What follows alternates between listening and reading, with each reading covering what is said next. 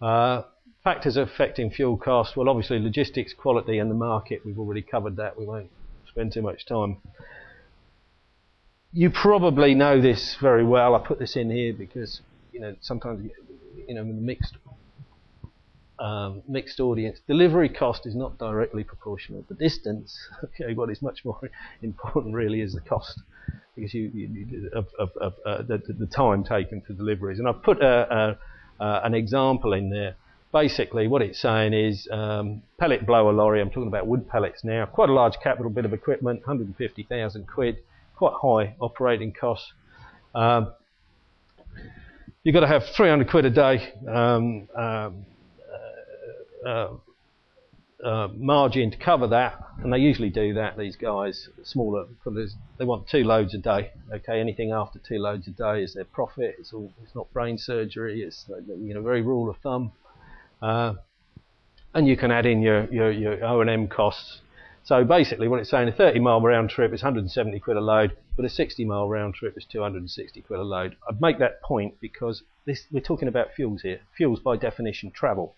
And some people really limit themselves, particularly public sector and organisations which are driven on environmental criteria alone, they really restrict themselves.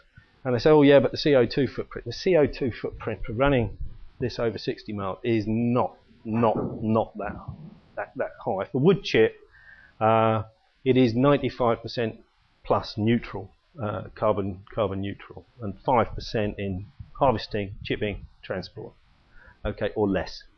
So this is often overestimated, but basically what it is saying is that if you delay in terms of speed of delivery, you're going to pay sooner or later.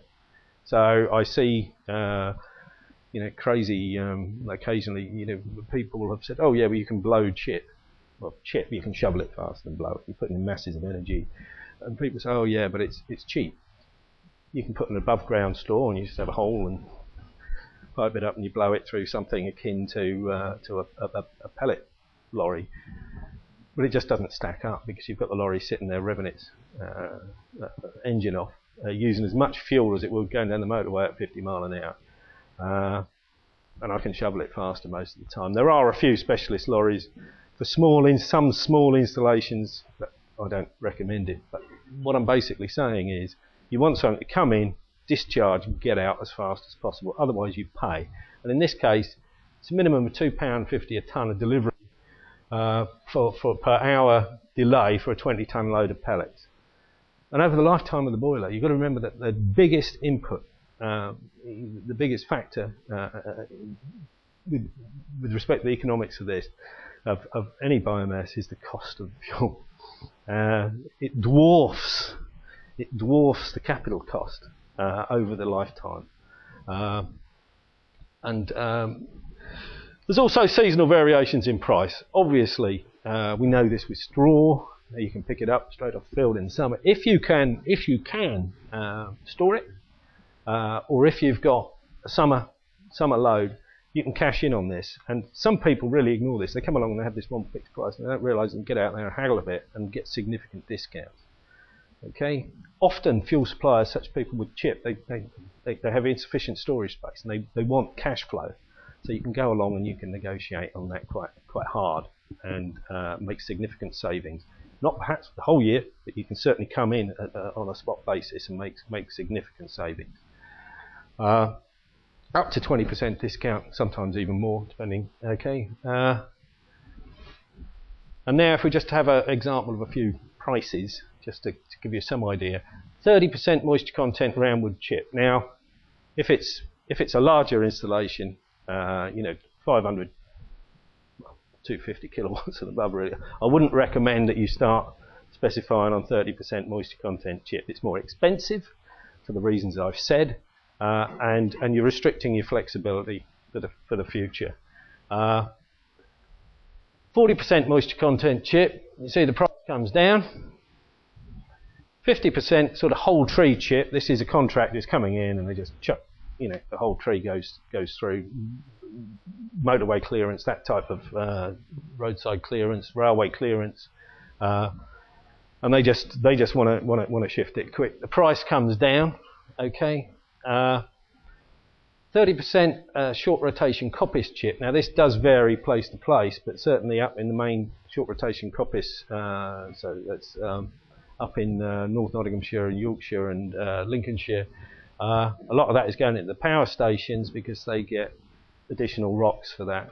Okay, so there's almost a separate market. But further you get away from those projects, then the price comes down. Good quality pellets. They're expensive. Okay, these are blown deliveries. I'm talking 10-ton blown deliveries there. And really, for larger projects, when pellet starts to become very expensive, it's an international traded commodity, and you can go out there, buy direct, and do all sorts of things. But you're competing with Austrians and Italians and the rest. Now, there are a significant pellet supply coming online, but manufactured pellets is not cheap inherently. You've got to dry the wood down somehow from natural air drying, which you can get down to about 25% with seasoning, depending where you are. You've got to get that down to about just above 10% to put it through. Then you've got to grind it up, and then you've got to put it through your pellet press, your pellet mill. Seasoned softwood logs, okay, you'll see that the price there is actually much higher. If you're in wood fuel, logs are good margin. You can buy cheap chipwood for 20 odd quid, depending where you are, 20 odd quid, 25 quid perhaps a ton. Chop it up, put it through a log processor, and you can make, in some parts of the country, good money. And the number of stoves has increased. The sales of stoves last year was 6-fold what it was 3 years before. Okay, when you get to your posh logs that I must have ash, you're talking about significant prices here. Okay. 20% moisture content, which is sort of typical for pallet wood, thereabouts, sometimes drier, sometimes a bit wetter, but this is non-waste, non-wood waste wood. You can still pick that up, and it depends. You can go and hunt around for that. I know some very good suppliers that have got surplus of this. You can get that down, nearer to that 25, because they are getting a gate fee in some cases. Now there's going to be more competition for that, as I said, as time goes on, but there's a significant opportunity as long as you tie yourself in, and I'll come to that. And then wood, I put £20 really. That can be cheaper, but what I'm basically saying is that is really reflects the cost of they're keeping the gate fee. They're really charging you for putting it through a large tub grinder and across the magnets therein, sorting it out and delivering it to you, and then the price comes right down. So we're not talking about a uniform price across here by any means. Wheat straw, I put £50 to £60. You can have a look at the website. It was trade-in straw in Lincolnshire. It was at the farm was £38 the tonne last week plus transport. So probably at the lower end of that, if you put in 12 quid for transport, it's quite a cheap fuel. And then I've put in some for heating oil. Obviously, I meant to change that. Actually, that should have gone down to 55 because the 72 was the 1st of January when we had that spike. It's dropped back down now. I haven't looked this week, but last week it was 55. It may have dropped a bit further. Expensive and variable. And LPG, and you know what you pay for gas. 2.5 pence kilowatt hour, and that'll be talked about that later. You can find spot buy bargains.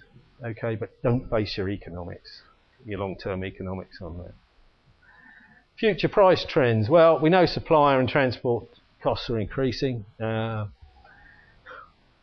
don't know what it was last year, but I suspect it was a lot more than 8%. Fuel demand projected to increase steeply because of the feed-in tariffs and the RHIs. And competing uses, such as the board manufacturers, etc., will increase as the recession ends. So the short-term price trend is up, but as I said, in terms of pellets, there's significant overseas pellet production. Now that probably doesn't interest you because it's an expensive fuel, and in terms of the volumes you would need, we're talking more about chip and straw. But there is vast quantities of good quality chip available overseas, which is traded at low price around the world. Okay, the whole of Japan's paper industry is based on imported chip. So and it's there are plans to put in facilities which are at an advanced stage, to put in facilities as soon as the demand goes up, to start bringing in material like that in big bulkers into some of the East Coast ports. So they will limit UK price increases over the medium term, but as I said, I'm not a crystal ball gazer. I can't predict what it's going to be. If you want to have a look at some example wood fuel contracts for people buying in, there are examples on the Carbon Trust website. I'm going to be updating those over the next few weeks, but they'll give you an idea of sort of terms that go in. They're not that sophisticated. What I get involved in now is much more complex, because people are sitting there saying, well, hang on a minute, I want to start buying forward. Now, obviously, for the fuel supplier, there's diesel costs, fossil fuel costs. There's also inflationary issues, but the major cost for them is the raw material. So as a wood fuel supplier, it's got to go out there and buy at variable price. They're not going to fix. So you need some sort of indexing. The problem with this is that unless they can fix back into that supply chain, and not many people are willing to do that at current, well, no one's willing to do it at current market price. Basically, there's not much difference actually than buying at current market price, really. All you're doing is actually minimising their margin. But some chip producers are willing to enter into long-term contracts, and I'm working on one at the moment, which is basically, it's a base price, it's current chip price, plus that actually has gone up at 10%. But it allows the producers, lock-in wood producers, using back-to-back contracts. So what they're doing is going out to people who own wood and saying, look, I'm going to pay you above market price, X above market price. And you think, well, why would they want to do that if they think it's a rising market? But what it actually enables some of those people to do is that it's fairly complex industry, and the forestry and land management, we could spend all day talking about it, but it allows some people, particularly intermediaries like forestry management agents, to say, I've got a guaranteed income on that. And what's happened in the past is it's very difficult for them. Somebody's got to stump up money to go and bring that wood out, which can cost, has a cost to it, to bring it to the roadside, and then they're on a variable price, and sometimes, if any, particularly if it's small loads. If you can actually get guaranteed price at the roadside, it means that they can plan ahead, and it's bankable, and they can go and raise finance on the back of it. So suddenly it makes their life much easier. So if you can plug into that, it is possible. Okay, and more people are starting to think this way, because they say, I'm prepared to pay a margin now to get 3, 4, 5 years stability, and the value to me is that I can actually plan my cash flow and talk to the bank and the rest of it, without this spectre of variable fuel price raising its head. Glynn, have you ever looked at payment per megawatt hour of heat produced? Yes, I mean, we could have gone into all of that. I mean, more and more, why go and buy by the ton, and then you're locked into, you have to start to consider moisture contents, and then how you're analysing it, and sampling regimes, and there's always variability in there, as we know. If you do it, as long as you agree a boiler efficiency, okay, and as long as the boiler operator is having if it's got automated flue cleaning and the boilers serviced pretty regularly, okay, particularly on base load, it's pretty predictable. Okay, so you've got fuel input, loss in energy through conversion, and then an output. Well, the output you can measure very easily through heat meters, plus or minus 2%. So more and more people are just having contracts where they say you supply the fuel in between these parameters, and it may say between 30 and 40% moisture content. There's some complexities in there, but basically say that, and then we'll pay you per kilowatt hour out of the boiler. More and more people are doing that as time goes on. Indexation to, say, gas or oil plants or something like that? Well,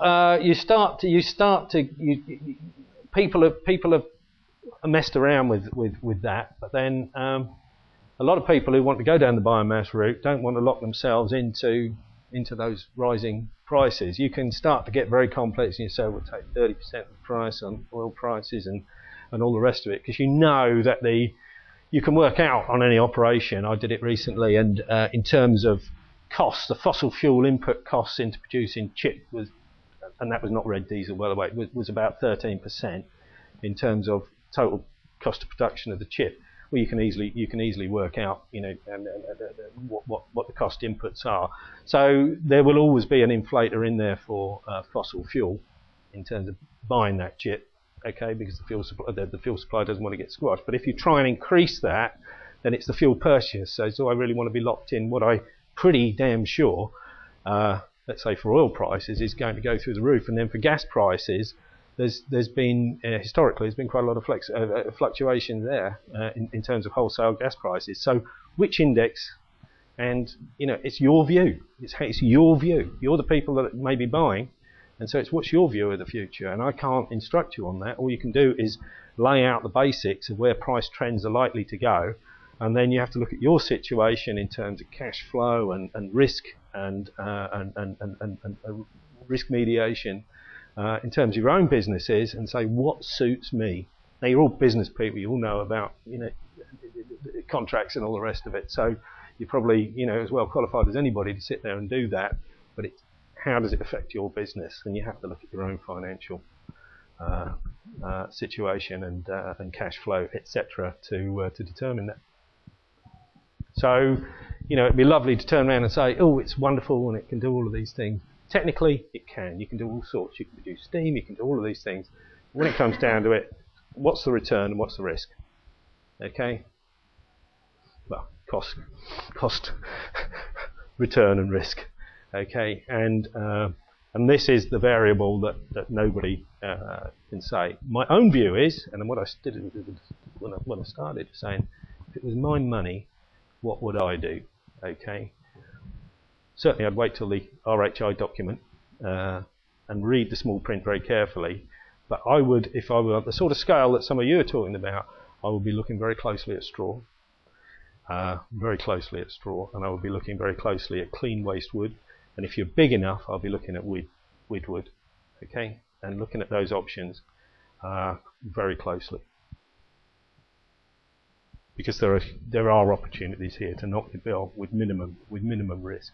But what I don't want to do is oversell it, because you know there's been too much overselling in the past of these things. So you must be aware of the risks and treat them accordingly. Is that fair comment? So any questions really?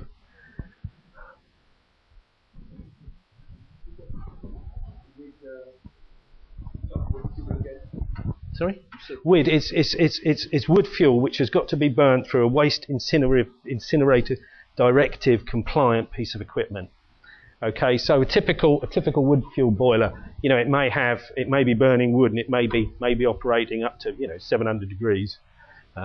Sometimes be low, but let's just say, for example, a wood incinerator's got to go up to 1100 degrees, and it burns any dioxins and the rest of it. And you also have to have monitoring. You know, when I worked for Shell, we bought a business in Sweden, and it was burning supposedly clean waste wood, but of course the wood fuel contractor was very incentivized to chuck a load of rubbish in the bottom because he was getting a gate fee, and the Swedish authorities came along and sampled. We got shut down because of copper, arsenic, you name it, you know, coming out the spout, and it was very embarrassing and very, very costly for a large plant, and we should have been a bit more savvy to monitor the situation ourselves. But basically, what they will say is, you know, if you're putting in stuff like that, so what's coming out the spout? So you will have particulate abatement. Now, you know, Matt talked about the fly ash. The fly ash, because a lot of these heavy metals actually vaporize at higher temperature, and then they condense. The fly ash can actually be quite toxic. You actually enrich for, you know, things like cadmium and lead and whatever, and so you have to have very good particulate removal as well. But then you also, you know, they need to be pretty sophisticated bits of equipment, because you're running at very high, you know, quite high combustion temperatures, so you need specialist steels, but you also have to have very careful monitoring of combustion conditions, not to produce too much NOx. NOx can be produced from the oxidation of atmospheric nitrogen. So you can put no nitrogen in, but still get, in terms of your fuel, and still get a lot of nitrogen coming out your spout if you're not careful. So they're quite sophisticated bits of equipment. They're quite expensive bits of equipment, and but there's an awful lot of material there to be burnt. Now, at a small size, the economics of it, just the capital costs become very, very prohibitive. But once you get to certain sizes, okay, size thresholds, it can start to become a lot more attractive. But we have to wait and see what it says in the RHI document. Are they, saying, oh, it's all got to be clean wood, virgin wood, or count as virgin wood? So, we've got to bear that in mind. We were hoping that now, the documents were promised in December, we were hoping that we'd be able to talk to you from a knowledgeable position. We think we know what might be in it, but we don't want to second guess it and lead anybody astray. The other thing on weed is the perception from a planning point of view. Oh God, yeah. That's the other big stumbling block. Yeah. It's an incinerator. Gets people excited rather easily. Yeah. I've got in mind that a ton of wood chip is roughly equivalent to 150 litres of oil. I don't know if that's right or not. No, that's wrong. A litre of oil has got a net calorific value of about 10.3, 10.4 kilowatt hours. Okay, that's net if you're putting it through a non-condensing boiler. So okay. It's about 10.3 kilowatt hours. Right. And so a ton of wood at 30% moisture is about 3.5 megawatt hours of energy. At 40% moisture, it's about 2.8 megawatt hours of electricity, of energy. So divide one by the other, if you call it 10, okay, even at 40% moisture content wood, you've got 280 litres or thereabouts of oil. So what's a ton of straw worth? A ton of straw is about 4.1 megawatt hours per tonne. Okay, so that's actually equivalent. It's pretty much equivalent to wood, but it's a lot drier than 30%. Typically, you're around the, somewhere between 15 and 20%. Typically, it's around 17% for straw, and you get about 4.1. Depends on the type of straw. That's wheat straw. It's different for rape straw, but not that different. Yeah. Okay. I'll have to go and look it up because my memory's bad. Pardon? How does that work? Well, how that works back. Interject. John's got a simple sort of spreadsheet calculator thing that John's going to run through this afternoon. Yeah. We'll make copies available to you. You'll be able to put in, right, I've got so much oil at 50 pence. How many tons of straw do I need to do that? At what cost? Actually, he does those conversions for you. So that's something that John will talk about. But if you're working like it's about 380 litres for a ton of straw. Yeah. I haven't got my calculator, but it's not far off that number. Oh, yeah, as you'll see this afternoon, the comparison of biomass fuels, even without a renewable heat incentive, compared to gas oil, for example, its biomass fuels look reasonably interesting without any incentives. If you're burning oil at the moment, if you're burning gas, the differential isn't quite the same, and that's where the renewable heat incentive comes into play. But we'll see some of those numbers, or hear some of those numbers this afternoon. See, I think where you score is if you can get that base load. So a lot of people don't want to come along and use biomass in circumstances which aren't optimal. They want to heat very modern office buildings which have high insulation with very spiky and peaky heat demands. Or you want to heat a school which operates 30 odd weeks a year, between the hours of 9 and 5, 5 days a week, and the heat demands aren't there. But if you can get a base load system in, then it really starts to score. And as you'll see, as John will go through later. And that's typically why the sector yeah. Yeah.